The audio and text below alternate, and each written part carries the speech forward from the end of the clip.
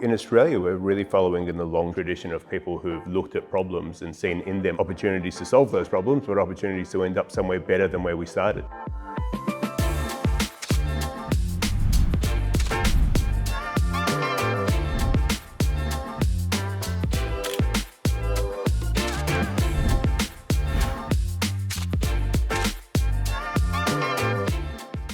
The work that we do at the Australian Sustainable Finance Institute is about shifting the financial system so it's more sustainable, resilient and inclusive.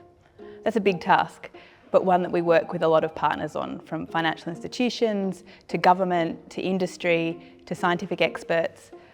And all of those partners help us to do that job.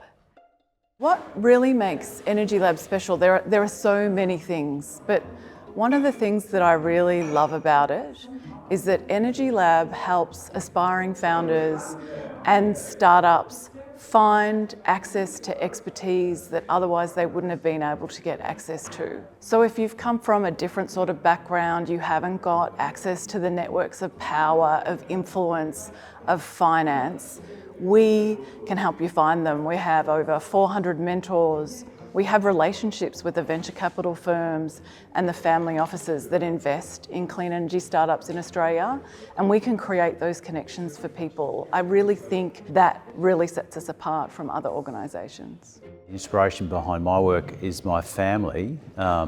We've got a history of being entrepreneurs and seeking to find new ways to do things, but probably most importantly my grandfather, who was an inventor for his entire life, which I guess is the peak of innovation. He was always looking for new ways to use a new technology. Well, Tindo has been the only solar panel manufacturer in Australia for some time now, and it's an incredibly challenging industry. However, it's an incredibly important industry. So Tindo takes very seriously its role in the advancement of renewable technologies in Australia, but more importantly, manufacturing of renewables in Australia.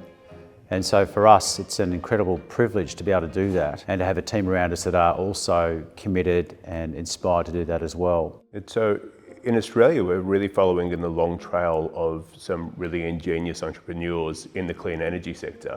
Really, there's been a long tradition of people who've looked at problems and seen in them opportunities, not just opportunities to solve those problems, but opportunities to end up somewhere better than where we started.